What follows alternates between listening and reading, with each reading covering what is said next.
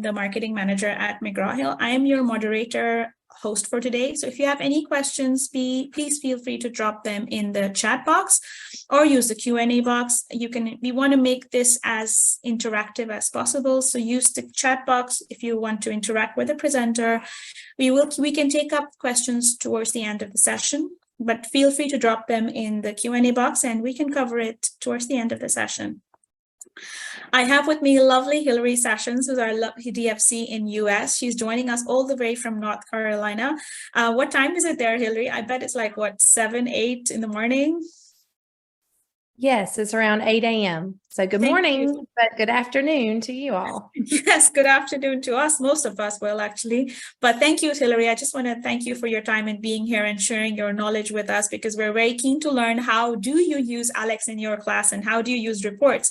Do you mind telling our audience a bit about yourself before we move on? I'm going very fast because I just want to be conscious of time. I'm sorry.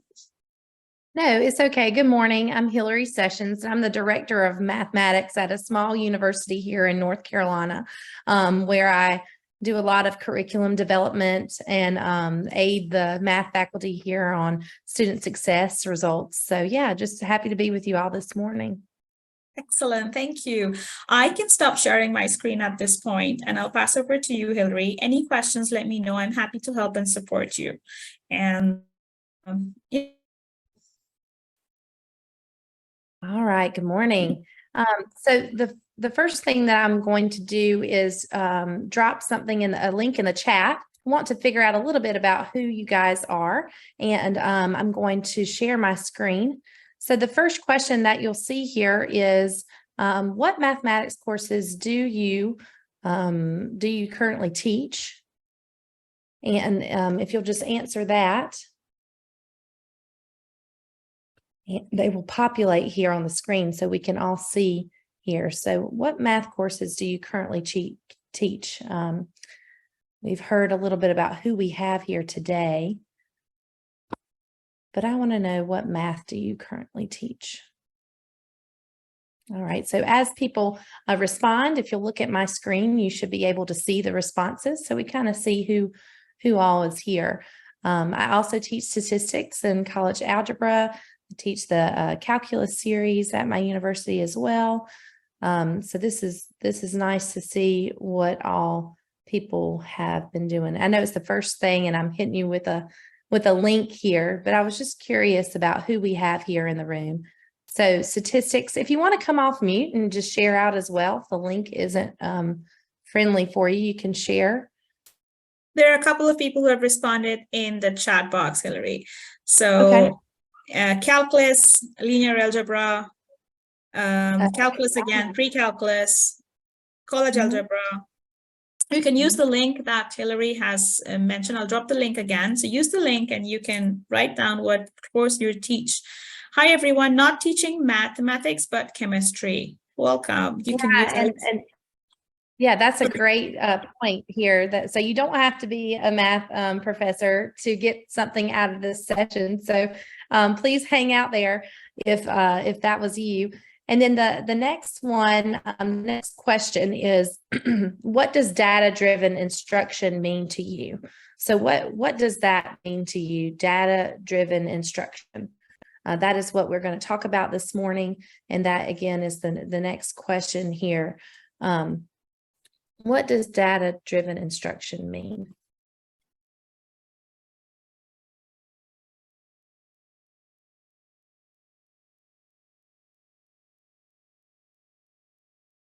Yeah, evidence-based. We will be talking about accessing that evidence today. That's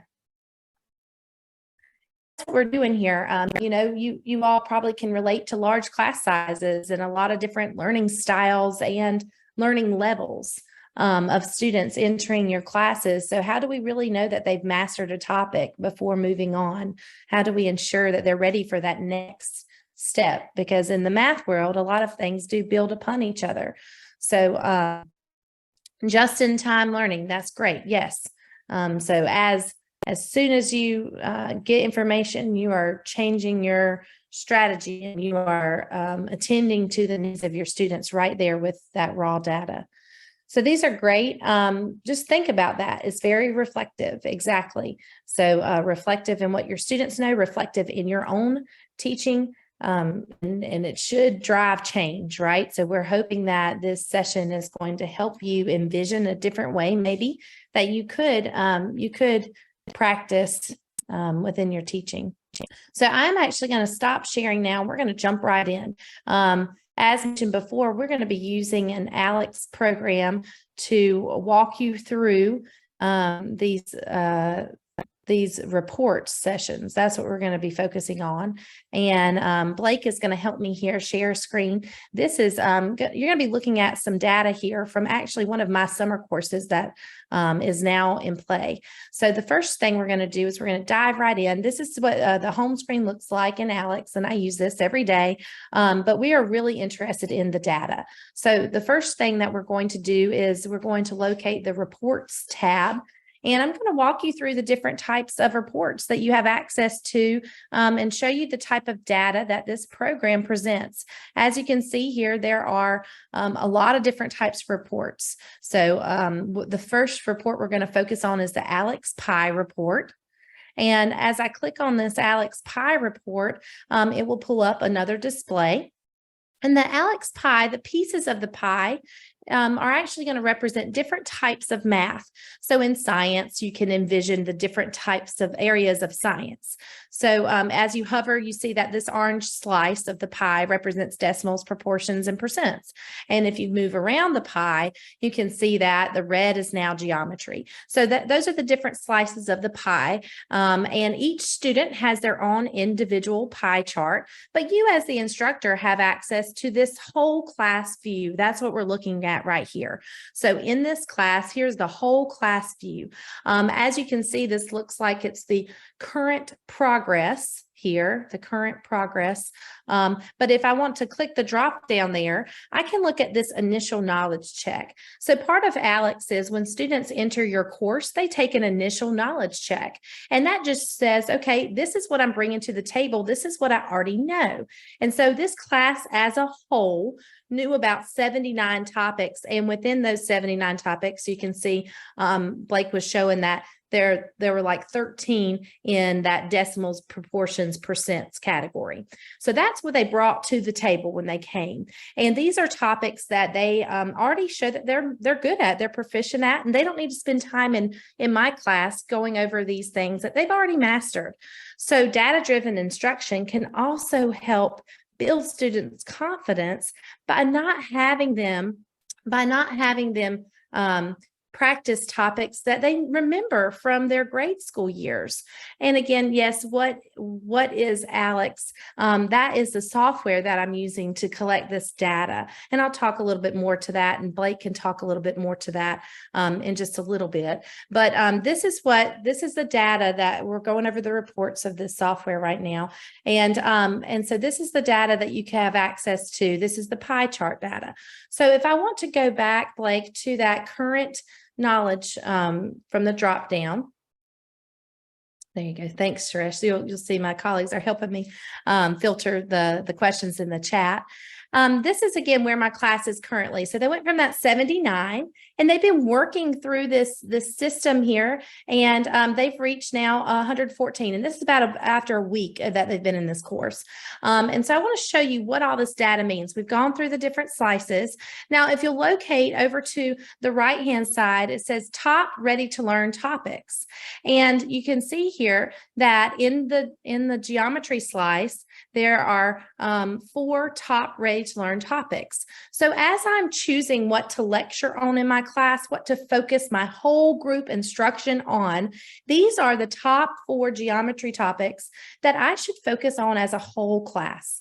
These are kind of suggestions for where you could start. And if I really want to see what this means and what the students are interacting with throughout this program, I could click on those words, classifying solids. It is hyperlinked there, and it will pull up an example problem of exactly what students are seeing. So not only does it say, hey, this is where you should kind of focus your instruction if you're going to do whole group instruction today, but here are what students are seeing. Here's what they're interacting with. So that's just a quick view, but I'm going to get down into the nitty gritty on how I disaggregate this data. So I'm going to have you look at the chapter 3 solving equations. This is just the first unit of my course. And we want to scroll down a little bit so we can see all these columns here. You'll notice that the first column is the topic of math being covered. The second column says progress. So as you can see, the first about 8, there are 100% there. That means that 100% of my students have successfully reached those objectives. This would not be a topic I need to lecture about.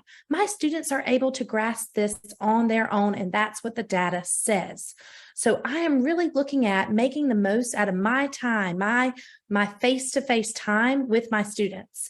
Again, since 100% have reached that objective, 0% are remaining to see that.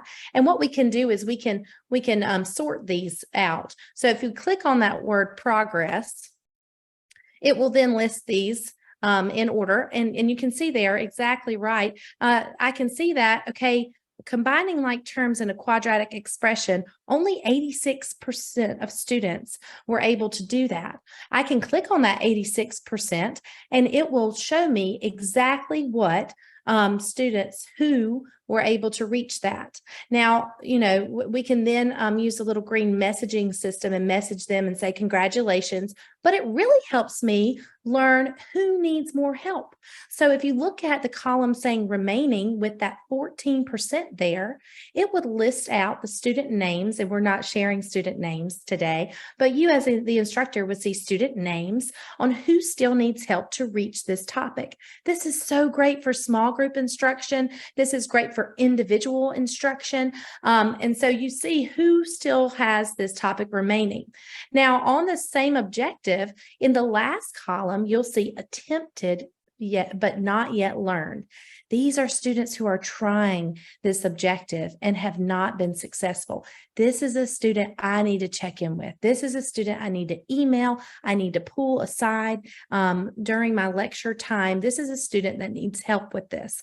And we'll show you a little bit more about individual student data in a little bit, but that is kind of the gist of what we're looking at. And this is, again, this is a chapter that is already passed. So that's why we're seeing some large percentages here. This is one that they did the first week of the course. So if you look now at the current module, as you can see, is a lot of geometry. We're talking about angles and area of figures. And again, we have these 1, 2, 3, 4 different columns. And as you can see, the new percentages here that weren't on the prior one are the ready to learn. So if we click on that ready to learn, again, it will organize that column by percentages there. And what we can see is that this also helps drive your instruction. If I want to go into my classroom and use the most of my whole group discussion, this is what I think of as an instructor. So bear with me.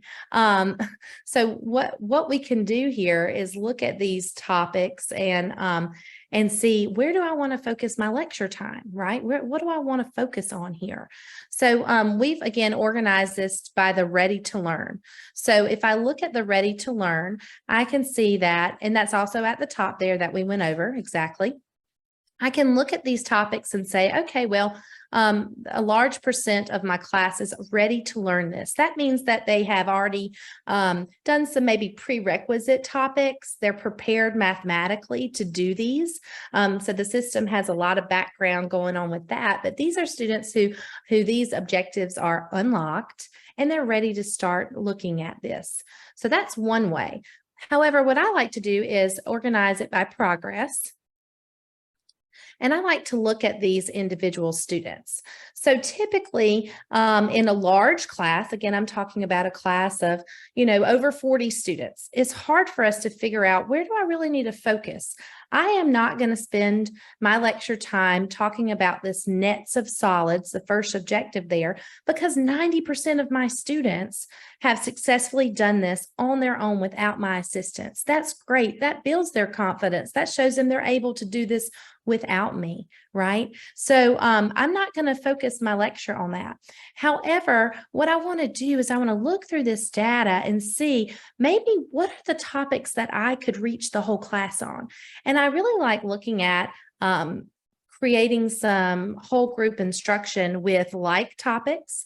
So as you can see here, if we look at some of these, the 76% I'm really not going to lecture on either.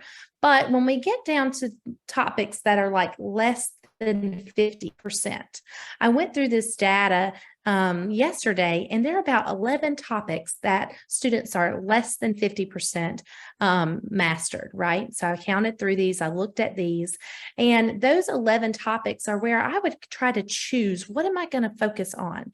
And what I found to be similar is there are a lot of topics here that revolve around angles. And Blake, will you go back up to the chapter 5.5 and or 7.5 and 7.6? Thanks. And then do the progress there. Thank you. So there are a lot of topics here that are about angles. And so if you look at finding supplementary angles, finding the measure of an angle with a triangle with an extended side. And so those are going to be things that I could group together. You see the indirect measurement, the Pythagorean theorem, the word problem involving Pythagorean theorem. Okay, well, I just heard two that were overlapping, Pythagorean theorem. There are two objectives there. And as you can see, those 57% mean that only 57% of my students have successfully done this on their own without my help. Only 57%. The remaining 43% of students have not yet done this objective. That's a great topic for me to focus my lecture on. So when I'm preparing my lectures, again, I'm not going to be focusing on topics where most of the students have successfully mastered these. I'm going to be looking at areas where I can form small learning groups and a whole group discussion session. So if I were looking at doing a whole group discussion, whole group lecture, I would choose to group these Pythagorean theorem problems, and there are 3 of those objectives. And I would, and you would think, oh, well, I have to do more work. I have to create slides. No, you don't. You click on that exactly right there. You click on the introduction to Pythagorean theorem. And here's what you pull up for your students. You pull up this question for your students. This is what I would do whole group lecture on. I would be up at the board. I'd be, talking about this problem. We would solve it together. It's very nice too. If you have an online course, you can annotate it and write all over this screen. And then at the bottom, there's a try another button, and you can try another one. It presents a different problem. Notice that the triangle is oriented differently, and you try this again. You work through this with your students. The other thing I like to do here on these screens is that I really like to look at this explanation button with my class, because on their own, they have access to this button and they're able to look and read through how the program describes going through this. Now, again, we as instructors are going to describe this maybe differently than the program, but it's nice to let them see what resources they have access to. So as I'm doing my lecture part, I'm referring them back to the resources that they have without me. I want them to build their confidence. I want them to see that they could have done this on their own. And again, you could try another. After you click try another, Blake, I do want everyone to see that we as instructors do have a solve button. So another thing that I like to do is for a warm-up, display this problem and put a timer on the board. And so I know, again, I'm using data to drive my instruction. I know that 43% of students haven't mastered this, but the other 57 have.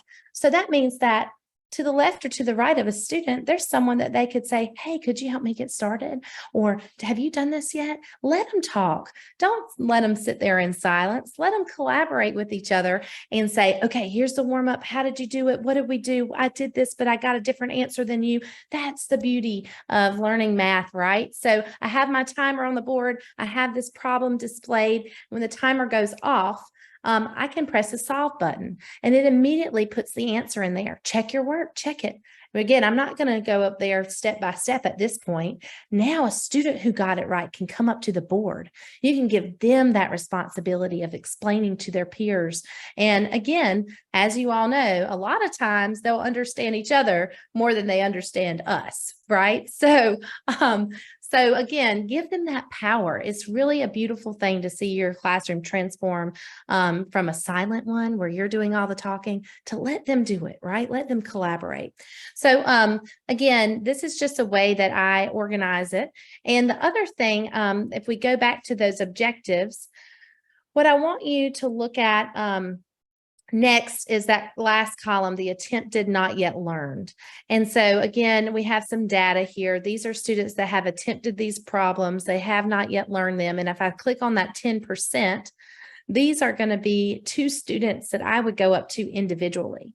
Now, a lot of times these students overlap. So as I look through this column, I see a couple 5% there as well. And what you'll notice is, if we were displaying student names, some of these students overlap. So the same student is having some trouble mastering these topics. So that's a great one-on-one opportunity, while the other class might be doing some small group learning. So this really does help you pinpoint your students, because a lot of times it's overwhelming for us. Do we individualize our learning to this degree, to the student degree? So this is a way that I do that. So again, I've shown you how I would target my whole group instruction. I would group those topics on Pythagorean theorem and hone in on that. Again, I'm not going to talk about and lecture about topics that have that, really 70% and greater mastery.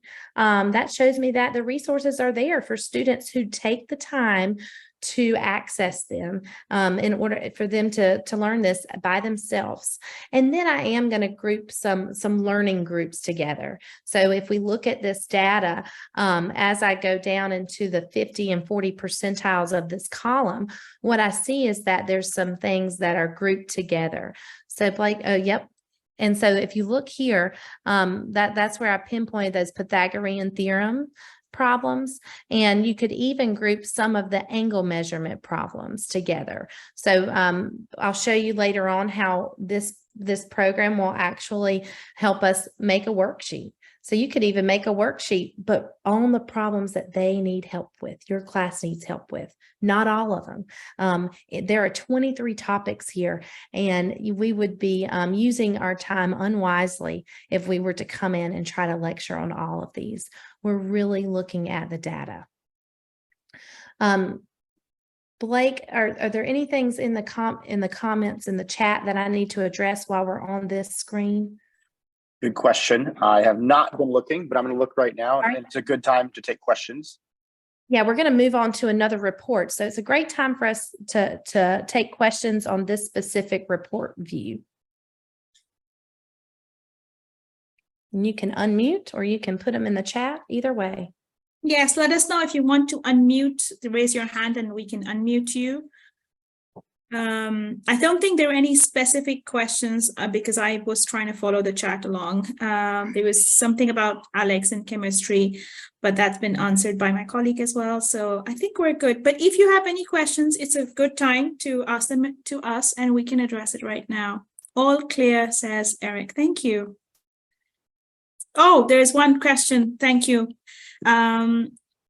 For net of solids, 90% of what? Completed assignments, timed test, watched lecture videos.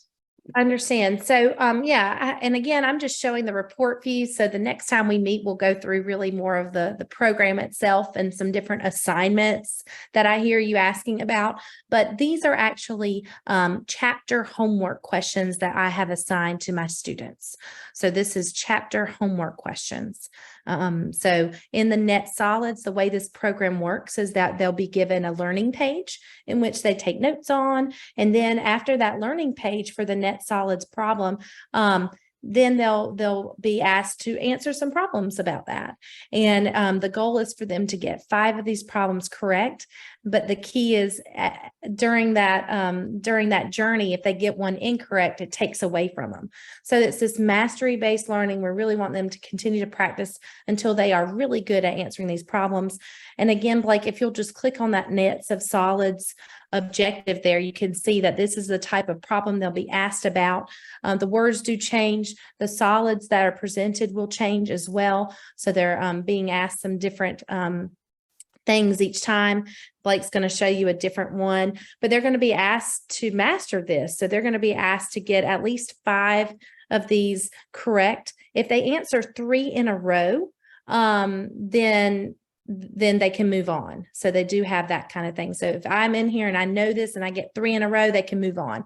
However, if they get one wrong within that sequence, it's going to create them, have them answer 5 questions. So that's just a little bit of background with the program, but this means that this student has gone in and answered the at least 5 questions or 3 in a row correctly, and they're able to move on then. So that checks them off for this homework objective, if you think of it that way, and they're able to continue on.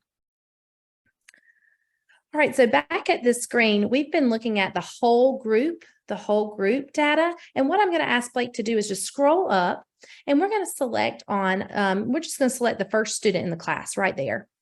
So I mentioned at the very beginning of this is that this is the whole group pie chart, but each individual student has their own pie chart. So we'll go to reports now, and then we'll select Alex Pie. And what this does is it shows this individual student's pie chart. So if there's a student that's coming to your office hours, if there's a student that's emailing you, you have access to their individual data. So this individual student, it breaks their pie down for them. You can again scroll through the categories of math. You see the whole numbers and the decimals, proportions, percents. But what's really, really helpful are these 3 tabs at the bottom: the ready to learn, the learned, and the masters. And what I would do is look at the ready to learn. So these are, again, the objectives that this student is currently going to be working on. That's a good way for you to help your SI leaders if you have instructional support sessions. That's a great way for you to give access to tutors, to your resource center on your campus. A lot of our advisors have access to this so that they can pull these things up as they're working one-on-one with our students and in tutoring programs as well. But again, this is exactly what this student would be ready to learn. So this is going to be what's best for this student to focus on in a one-to-one session or a group session. Again, data driven. This is where I'm going to be focusing on. So the next type of report, again, we've just looked at the pie report. The next type of report is the progress report. So this is a big shift here. We're going to go back up to the top and select the class again so that we're not just looking at this student.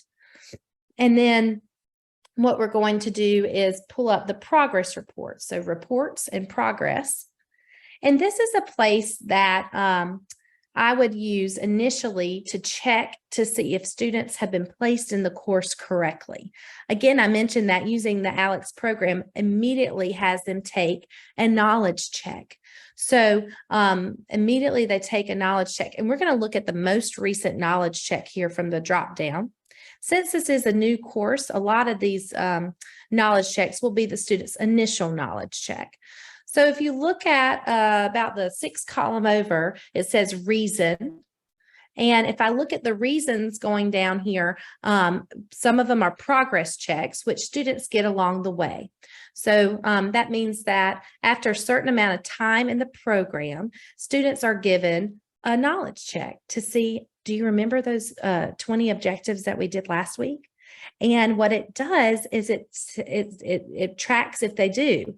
And if they don't, it adds it back into their pie as an objective that they need to revisit because they're not retaining that. So it's beautiful. That's just part of the program. But again, I'm focusing on this report here and how to drive instruction. So I use this report during the first week of class to see if students are placed into the class correctly. If you look over here on the far side, you see a blue bar, and this blue bar represents the percentage of the course that the student has completed.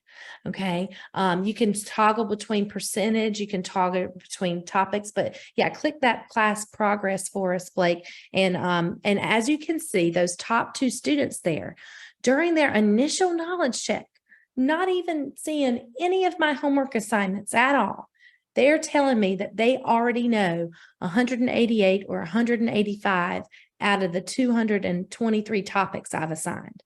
Do they need to be in this class? So what I would do is I'd reach out to these students and say, are you interested in taking the next level math course? It seems that you have mastered a lot of these objectives. I'd love to give you a placement test, or I'd like to just give you the opportunity to take the next math class. The other thing you can do is say, all right, you're going to finish the class early. And when you finish the class early, I highly encourage you to go ahead and enroll in the second math class. That way they can get 2 of their math courses out in 1 semester. They don't have to wait. It won't slow down. It could speed up the trajectory of their major requirements. But these 2 top students are students that I would select their names on the left-hand side here, and I would send them a message. And you can use that messaging center. And I would say, congratulations, you have already mastered well over 50% of these course objectives. You have a strong math background, and I want to know if you feel that you could be successful in the next math course. Now, we might be talking to a music major, somebody in humanities who this is their one and done college math, and they're going to be excited to be done with the course early, right? So that's another great thing, is that if you're able to instill in yourself the flexibility that a lot of us usually don't have, and you're thinking, wait, they're going to be able to finish your math course in like a month? What? It's weird, y'all. It is. But we're making the most of the students' time. We're giving them credit for what they already know. Can you imagine how less boring your class is going to be to them? I mean, it's just amazing. So this is one way that I do this. Again, so why else? What else do I use this for? So I use this for weekly homework checks and current module check-ins. So if we go back up to the drop-down screen, we're going to select learning progress since latest knowledge check. And this is what I do weekly, numerous times a week. So what you're going to see is that all of a sudden they're new columns. Okay. And I'm just directing you as I use this. So you can do a lot, but I go to where Blake's hovering right now, where it says current module, and I click on that column. And so currently students are being asked to complete 28 topics. That's where they currently are in their work, their assignments for my class. And as you can see, the first few students have answered over half of those topics. But I have a lot that haven't. So what I'll do every few days is I'll run this report, and you can see that some with 0s, some with 2s. These are students that I need to encourage, right? So in order to do that very easily, what I do is I'll reorder that so that the highest students come up first. And then I'll go over and I'll select the word student over to the left, and that, or actually the box, sorry, Blake. So we'll go back and reorder it by the modules. And then I'll select the box by student, the little checkbox. And that highlights all the students' names. And then I'll unselect the first few that have mastered over half. So they're on their way, they're doing their work. And what I'll do is I'll email these students and I'll say, good afternoon. I see that you have not mastered half of your weekly homework objectives. I want to remind you about my office hours, about the SI sessions, about the tutor. Please interact with me and let me know how I can help you be successful at your homework. And it's easy. It's right there. I can see. right? I can see who I need to reach out to. So again, I'll use that messaging icon there, and it'll populate an email from me. So data-driven instruction is very quick and easy communication. We are able to communicate quickly and easily. If you Hey, look Hillary, at, just yes, a quick, sorry to cut you off, just a quick no, aside. please. The only reason that I'm not showing the actual Alex Message Center, because if I did, it would bring up the student names. But just know it looks like a traditional email inbox and outbox. Okay, very simple and easy to use. It is very, very simple, easy to use. And it's already BCC'd those students, so they're not seeing who else is receiving this type of email. So it's very confidential as well. Another thing that I use this report for is just looking at how much time students spend. So if you look at that, the total time column there, you can see that this student who has progressed pretty well in the course is spending time. Right? We want to make sure they're investing the time. And so that's a really powerful thing that you can look at there. You can also see on the last column over to the right that there's a rate. So these are the topics learned per hour. This is a rate. And I can see, okay, well, for every hour they're mastering 2.6, 2.8. I can see the rate. So our students progressing at an okay rate. And okay rate, that's up to you. I mean, it really depends on, in my opinion, what math I'm asking students to accomplish as well. The green dot by this first student, I want to raise awareness to it. It means that this student is currently logged in and working on this. So the student is there and they're doing their math this morning. I know it's afternoon there, but it's early in the morning, so go this student. The other thing I want to look at is under this class progress where we have the blue bars. I did want to mention what the blues stand for, and there is a key at the top, but the dark blue here represents, yep, that's wonderful. The content mastered after their recent knowledge check. So they have a knowledge check. This is what they mastered. And then the lighter blue says the progress in the learning mode. So that means that this is where they've gone in and answered questions successfully and they've learned these things, right? So that's wonderful to see a lot of that light blue. That means they're learning, right? This is working. And then the gray is what they have remaining to learn. So so this is the progress report. Again, we're looking at the time here. We're looking at where they are, and I usually just look at the current modules. I really let that drive my communication with students, and they love receiving emails, right? It makes them know that I'm paying attention to them specifically. That's why don't let this system only be a way for you to pinpoint who needs more assistance.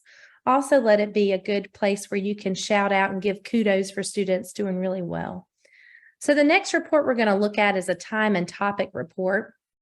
So if we go up to reports, and we're going to go to time and topic. And this is a great way just to look at the whole class and look at a time check. Are students logging in? Are they interacting with the program? So the first screen here, if we scroll down, and I really don't use the chart, but there is a nice chart right there. I usually go down and look at the table.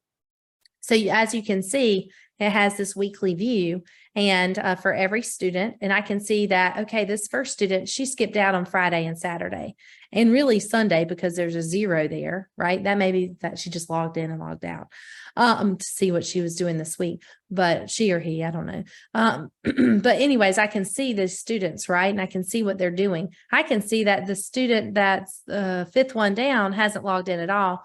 And in fact, this is a student has been dropped from the course, but it's a great way for you to see, hey, this student hasn't logged in at all. I need to reach out to them, right? I need to communicate with them and try to build their confidence and let them know I'm paying attention, right? How many of us know whether students are doing their homework or not? This is a great way to view that. So I just wanted you to look at this and see that this is a great view.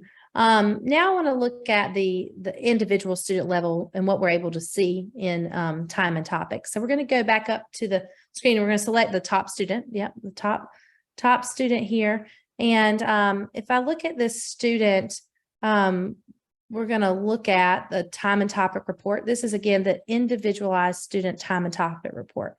And as I hover over these, I can see, okay, well, this student spent 3 hours and 2 minutes, and it looks like there's nothing been completed because the blue column here represents topics learned, and I don't see any there. But if I look on top of that column, at the very top, there's like a little badge, and this is a knowledge check. So this student was actually spending time doing a knowledge check and learning how to use the program. So that's why you see this there. And as they continue to have those progress knowledge checks, the little badge icon will appear there as well. But if I look at Thursday, there's a blue line, and it says that this student has spent 2 hours and 5 minutes and learned 9 topics. But when I click on it, that's where we get to the good stuff.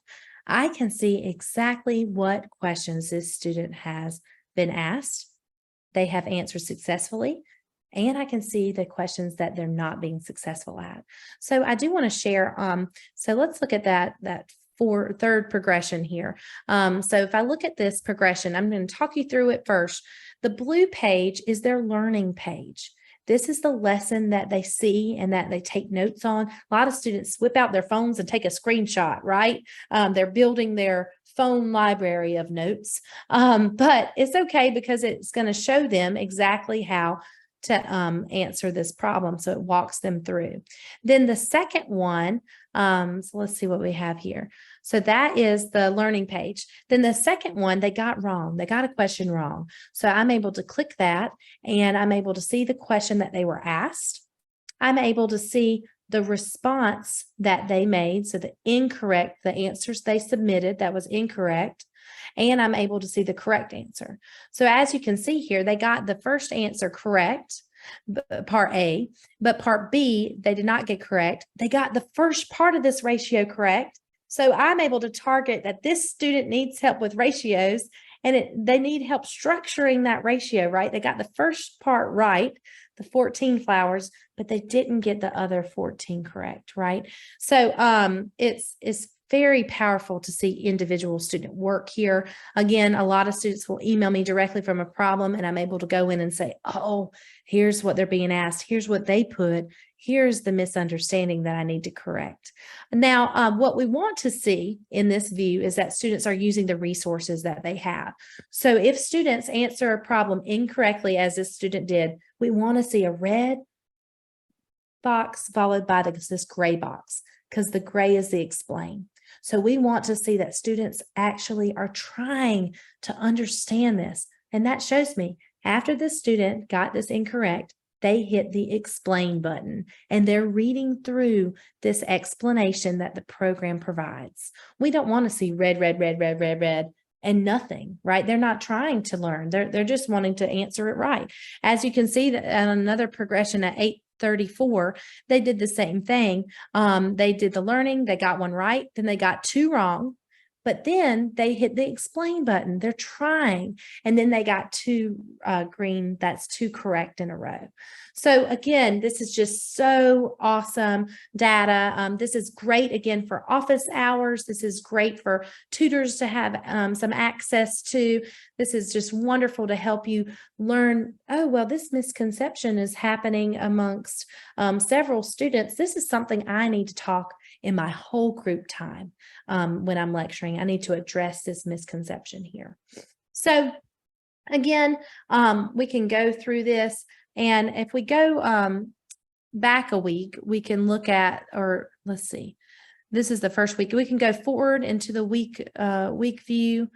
You can go back a month view. There's all sorts of things you could do here, right? So you can look at the students' overall progress. So here's the different views that you could look at here. Okay. Yeah, so this is a lot, right? But this is really cool to look at. Let's look at, oh yeah, and Blake's looking at the total time there. You can see again the time, and again, I can click on these topics. I can see exactly what they're having issues with. You can even download this report and let students see it as well. It's a great also way to check and see if students are investing time. The next report that we're going to look at is the knowledge per slice report. This is a very quickie because I want to look at the data. So if I look at the reports and I go to knowledge per slice report, this is a report that I really don't run much, but I wanted you to see it. It's a great way to see what students have achieved in each of those individualized math concepts. And again, you can see the progression here. You can see this as a whole view right here, or I could select student 8. I don't know if there were numbers on my screen, Blake. I'm sorry. 3. And you could see that it will individualize the data. So you could just pull up that student. So if you click on the student's name there, it'll just pull up their progression. So that's a quick view of what they've achieved throughout each area of math there. All right, told you that was a quickie. Now we're going to move on to assignments. So we talked a little bit about these the data for the pie chart. I've got a hand up. You want to unmute and ask your question?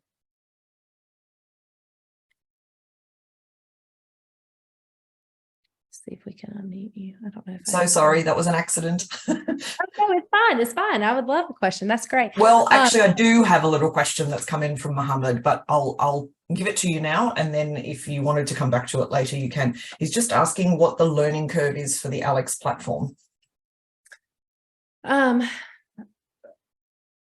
So you're asking, Hillary, you better answer this right, because I'm the one that worked with you on this. You better say it's easy. it's so easy. We're here to help you. Yes. It's so easy. I mean, I have introduced this to a faculty who was very traditional, who only came in and lectured, and the students sat there and took notes, and then they were dismissed, right? And they have completely transformed their classes. Students are talking to each other. They're showing each other how to access things. They are using technology in the classroom every time. Again, it really is easy. You do have some faculty that might need some more help, but that's great. I mean, that's great. I want people to ask questions, but you have people. Blake was right there with me, holding my hand the whole time. And if I have a faculty member who's struggling, Blake sets up an individualized appointment with him, and that's good. You know, I mean, it's super, super easy, and you have the support to help you with it. You have the support. But yeah, super easy, super, super easy.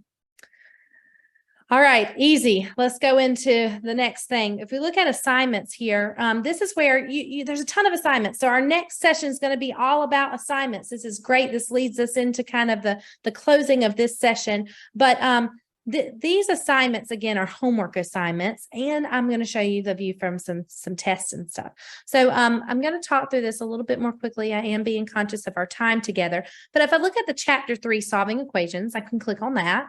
And what it will do is it'll populate that. Okay, the average student score here was 80%. So they were able to complete that 80%. And it really reverts me back to this pie chart. But I want you to notice that as I scroll down, there's a new column in the pie chart, and it says lost in knowledge check. So what this means is that as students are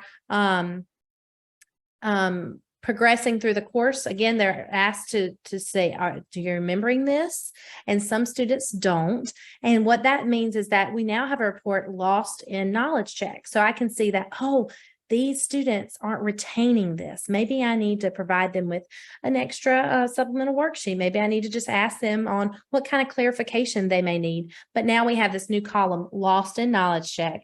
And again, that's as the course progresses, students are asked to remember some things and some don't. So I wanted to bring attention to that. The other thing that we're going to do now is get into some other data. So if we go back to the reports and go to assignments, I'm going to show you, and I think I'm just going to jump straight to the to the study guide. So I give my students a study guide. Here's going to be my study guide data. So this helps me see what misconceptions might be there before students take a test. So you can look at the percent, you can look at the points. Again, you can arrange it as so. We have some people that haven't taken it, and then we have the scores that they made overall there. So this is just a way for you to click on these. You can see how many points they get.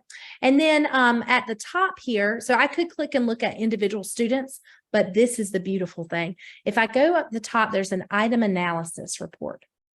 So underneath this item analysis report at the top, you'll see that the first column here on the left says percent students who answered incorrectly. That's where I want to target my instruction to test prep these students. So for question number 13, I have 44% students did not answer this question correctly. I can click on that. It's interactive. It shows me the actual percentages. And then I can click on the link, and this is the topic I need to go over. Again, no need to prepare your PowerPoints.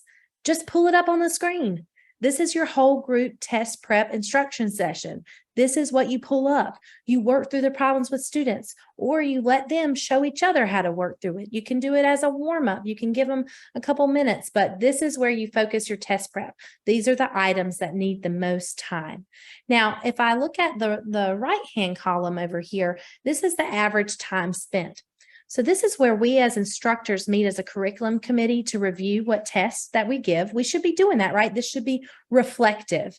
And I may not want to ask question 11 on a test. Well, why?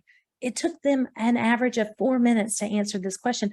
Maybe that's not a good test question. Maybe I don't want to ask them that, depending on how many questions you assign.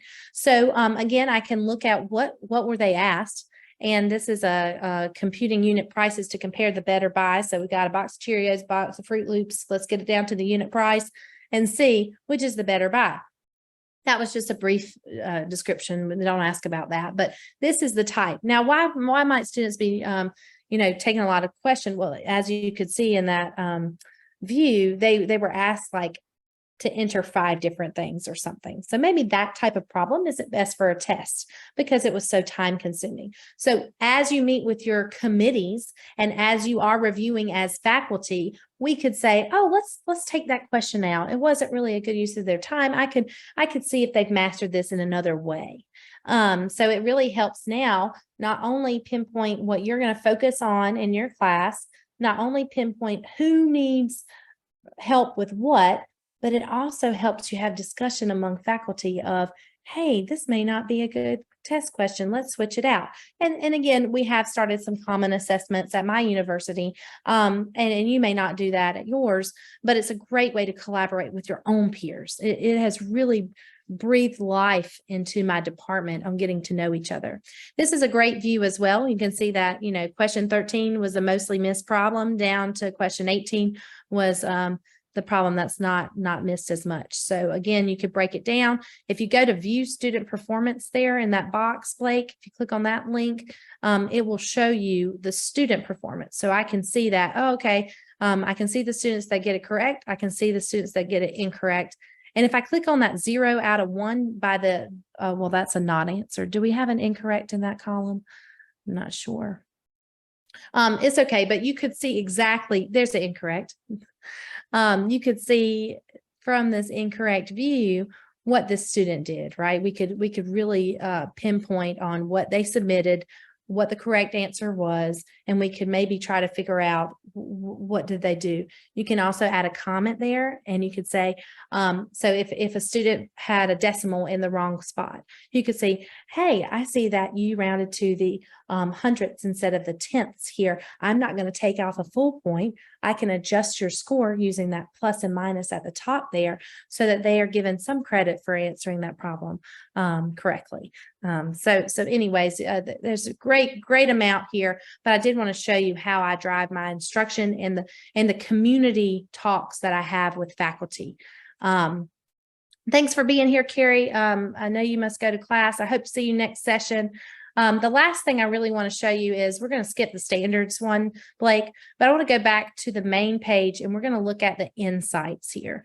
So if we look at insights, this is a report that just shows you some recent failed topics, decreased learning, unusual learning, and procrastination. So if we just click on the failed topics there, it populates the whole report, so you don't have to go back to that screen. And you can see that these are 3 failed topics. So these are topics that students have tried and tried and tried. And a lot of times the system will say it's time to take a break. You can't try this anymore. We can look at their learning sequence here again. Again, that's where we can pull up the question, what was wrong? They are using that explain page. They tried it again. They used the explain page. They actually got one right, but then they're getting back into that incorrect sequence. These are students that need help. This is like waving the red flag. This is a student I need to pull aside and say, hey, I see you're trying. Let's not get frustrated. Let me help you. Or it's a student that I can send a message to and say, I really suggest that you go see tutoring about this objective, or come to my office hours. Super data driven, y'all. If we were to have students in the procrastination, or the unusual learning, that's students that obviously are waiting so long. They have low activity for a long time and then they cram, so it tracks that. The unusual learning is like the rates change. So if a student was answering 1 topic per hour and they go to answering 10 topics per hour, that might suggest that students are using outside resources for help in not very constructive ways. And then the decreased learning will show you that students started off strong in the class and their learning's just taken a deep dive, right? So that we could reach out to them and say, hey, I see you started off really strong, or last week you were spending time. Is there a way for me to help you get back on track? So this is the reports. There's a lot. We can talk about it more. I know it's 9 o'clock. For your next session, what we'll be looking at is how to use these reports to create class assignments. So now that we have the data in front of us, how do I create an assignment or an activity within this program for whole group learning, for learning groups, and for individual students? I'll hang out to take questions. Yes, we can take questions, but those of you who have class or need to go, we totally understand. You can leave the webinar, but if you want to stay back, there are 2 questions that came in. But before that, Hillary, I learned so much from this session. I just want to thank you for your time and telling us. It has been very insightful to learn how you use Alex in your class. So thank you so much for sharing. Yes, thank you for being here and thank you for having me. And I think we're still recording, so we can answer questions even if those have people have had to step away. Absolutely. And I think there's a great question from Ahmed that I thought I would not like to answer on the chat, and I want you to address it because I'm sure a lot of people have the same question. He says, can I build my own course in this platform? Yes, so that's the beautiful thing, that you are the builder of the course. So you go in and you build this course from scratch. You are going to be helped through this process. You will create a new course. And again, it's individualized. So you don't have to look through all the topics. If you know that you're going to use this course for a stat class, or if you know you're going to use this for a college algebra class, the system will help you do that. You just click create a new class. There are all sorts of things we can talk about here, but this is just the main screen where you set your start dates, your end dates, and then the class content is where Alex helps you focus in on what type of content you want to have access to. You can click select a textbook, and that way you could assign textbook problems. So if I want to select the first one for college algebra, Miller is who we use at my institution, and then I would select a course product. So selecting algebra as a course product, what it does is it goes ahead and populates all of your algebra topics to pull from. So you're not having to say, oh, I don't want the calculus, or I do, or whatever. You select that, right? And you also are helped on selecting the right link. Here's our demo course. What we'll then do is go in and individualize it. These are just some things that are kind of asked. Do you want carryover progress, things like that? But when you create the class, what you're able to do then is go and set up your modules. So what we'll do is you can go into the module icon here. And when you go into modules, you are able to now build your own course. So I would add a new module. You can, again, customize the dates, but this is where you select what you want to be taught in this first module. So the way I do this is I have big faculty meetings. Since we do a lot of these things together, I'll select chapter 1 here. This is viewing it by textbook, so that does help keep things in order. I like to open all the objectives here. And then you can see, what do you want to add to this module? You get to select what you want. There are previews. So again, you can preview the type of problem that's there. You can click through and say, oh yeah, this is what I thought this meant, or no, I don't want to do this. But as you find topics you want to integrate, you just select them and add them over. Again, this can be your first module. And so these are the topics that students would be assigned as they participate in this. They're easy to be removed. It's easy to assign. And then you just select at the bottom, I think it says continue or, yep. And there's your module 1, right? So it's very easy, very customizable. You can do that by the textbook problems, or you can do that just by the algebra topic problems. Thank you. There's another one, and I think Blake can answer this question. Eric says, I plan to use Alex in the fall semester courses. Is there any support group website that I can contact if I need some help or I get stuck on a problem?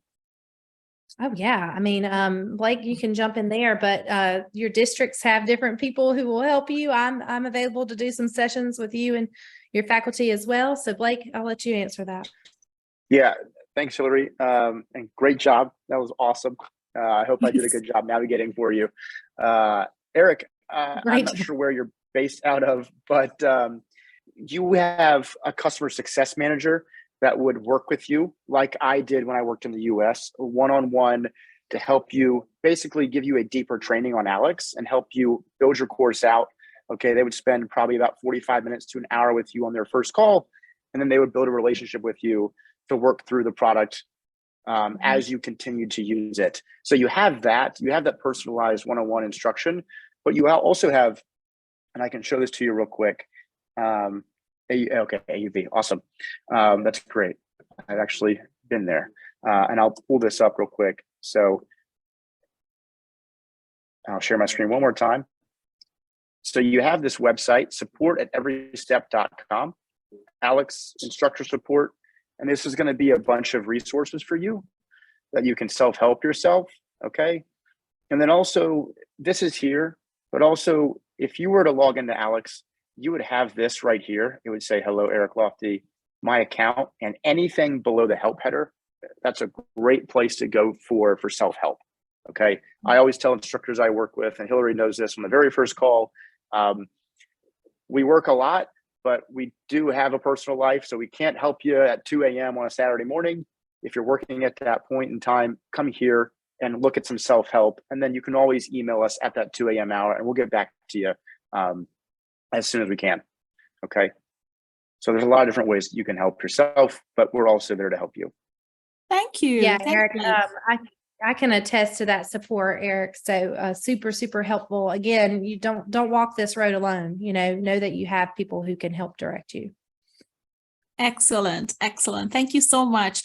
And I guess that's it. If you have any questions, feel free to email us and we're happy to get back to you. Once again, Hillary, honestly, what an insightful session. Thank you so much. Thanks, Blake, for doing this. And I'm so glad that we learned a lot. And we have another session with Hillary. Yes. So I'll post you on the timings and when we're doing the part 2 of this.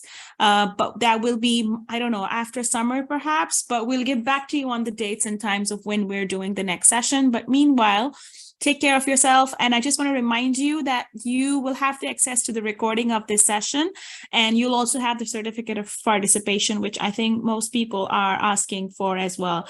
If you have any questions, you can let us know at marketing.mia@mheducation. Let me just drop that in, but have a great rest of your day. And we'll see you next time then. The email address is marketing.mia@mheducation.com. Thanks, everyone. That's all for today. Bye.